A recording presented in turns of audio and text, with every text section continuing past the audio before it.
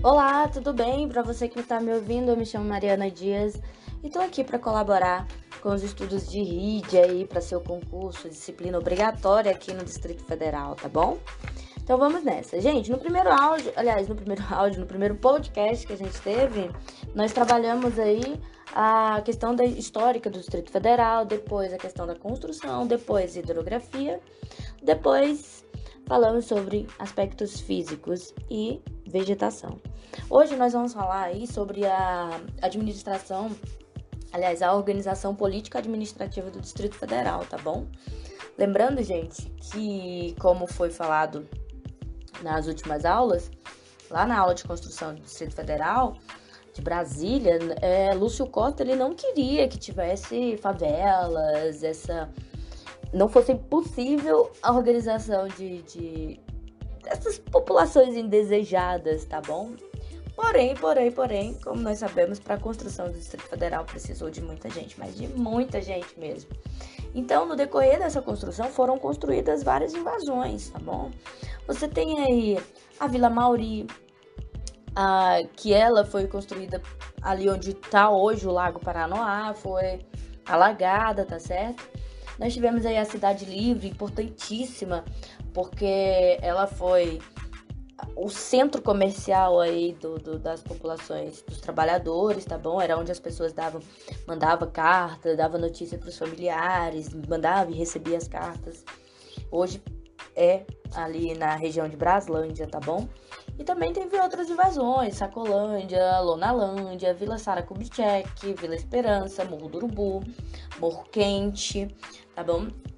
Nessa organização toda já se tinha números como chegando a 70 mil trabalhadores presentes no dia da inauguração de Brasília.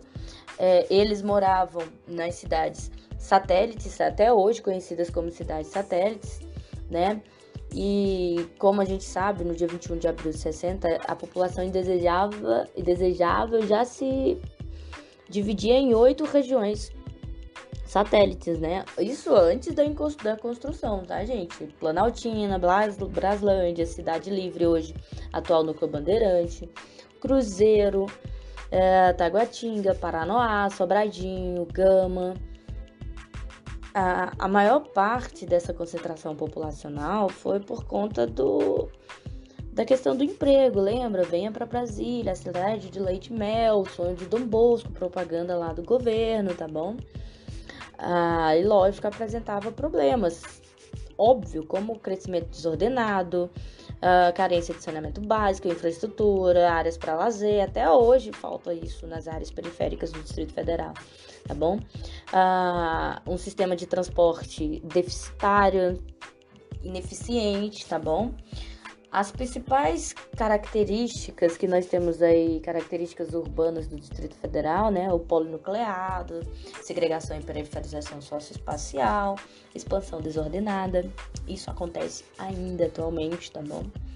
Na organização político-administrativa do Distrito Federal, nós tínhamos aqui prefeitos, né, que eram indicados pelo presidente da República. O primeiro deles foi Israel Pinheiro, depois tira essa nomenclatura de prefeito e passa a ser governador. Aí o primeiro nomeado foi Hélio Prates, tá bom? Hélio Prates também foi responsável aí pela construção e organização de Ceilândia, né, que é o Centro de Erradicação de Invasores, tá bom? Que foi organizada e administrada por Hélio Prates. Não é à toa que tem ali uma avenida que corta Ceilândia em direção a Taguatinga, que se chama Hélio Prates.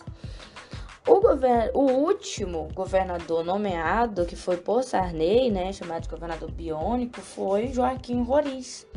E também, né, depois da Constituição de 88, foi o primeiro governador eleito pelo povo do Distrito Federal, tá bom? A organização de distribuição do Distrito Federal foi organizada e estabelecida pela Lei de número 4.545 de 64, onde institui que o DF ele será organizado em regiões administrativas, ou seja, que não tem municípios, tá bom? Municípios, quando se tem a estrutura da democracia brasileira, que são os 3 poderes, né? Executivo, Legislativo e Judiciário.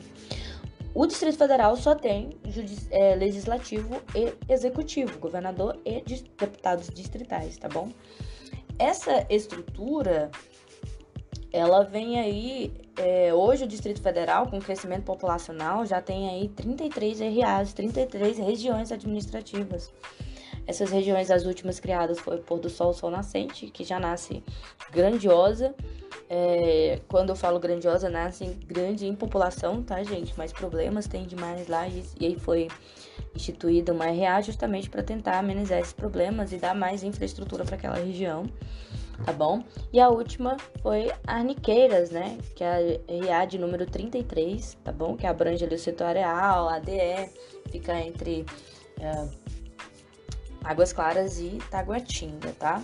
A conquista e autonomia política do Distrito Federal veio com a construção, com a estruturação de uma lei aqui do Distrito Federal, tá bom? Essas RAs, elas são distribuídas da seguinte maneira nos aspectos financeiros, né? Características.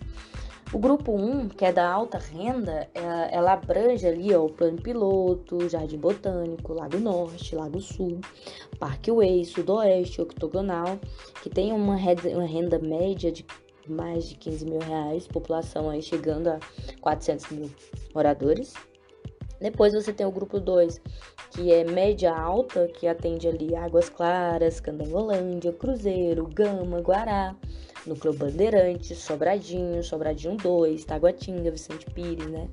Onde tem aí, juntando tudo, tem uma população de mais de 900 mil habitantes, com renda média entre 7 mil reais, renda média de 7.200 reais, tá bom? O grupo 3, que é média baixa, tem engloba, né? Abrange Braslândia, Ceilândia, Planaltina, Riacho Fundo 1 e 2, Cias, Samambaia, Santa Maria e São Sebastião, tá bom? A renda média dessa população, que ultrapassa mais de 1.200.000 pessoas, renda média de 3 mil reais, tá bom? E, finalmente, o grupo 4, que é a baixa renda, né? Que atende Fercal, Itapuã, Paranoá, Recanto das Emas, Esquia Estrutural, Varjão. Hoje também pode ser encaixado aí o Pôr do Sol, Sol Nascente, tá bom? Renda média de R$ 2.400, tá bom? E hoje o Distrito Federal, ele tem uma população estimada em mais de 3 milhões de pessoas, né? 3.094.000 pessoas no último dado, tá bom? O Distrito Federal, ele é organizado pela Lei Orgânica do Distrito Federal, tá bom?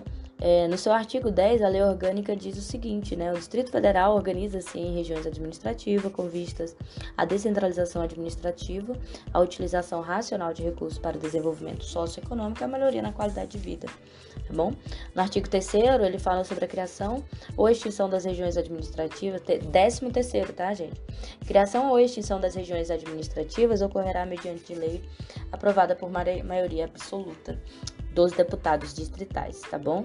Hoje o DF, ele atende da seguinte maneira, tem aí organizado, como eu já falei, poder executivo, representado pelo governador do Distrito Federal, e pelo poder legislativo, que é a Câmara Legislativa, que tem 24 deputados distritais, né? E lá vem, né, a missão de transformar as aspirações do povo de Brasília em normas que regularizem as relações dos cidadãos entre si e os poderes constituído, né? O DF, como eu falei, não tem poder judiciário, tá bom?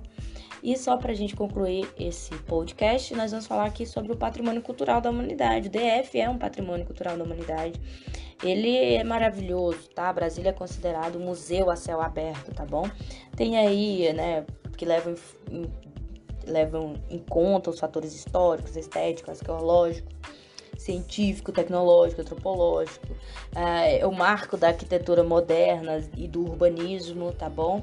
É onde tem a maior área tombada do mundo, com mais de 112 quilômetros quadrados, tá bom? E isso aconteceu, foi tombada pela Unesco, tá? Como patrimônio mundial, patrimônio mundial, né? Patrimônio da humanidade, tá bom? No dia 7 de setembro de 87, tá certo? O planejamento do plano piloto da Lides Brasília, como eu já falei em outra aula, ele está organizado em 4 esferas, né? A monumental, residencial, gregária e de lazer, o que dá a Brasília as características ímpar, original e excepcional. Gente, muito obrigada. Esse foi mais um podcast. Até a próxima. Tchau!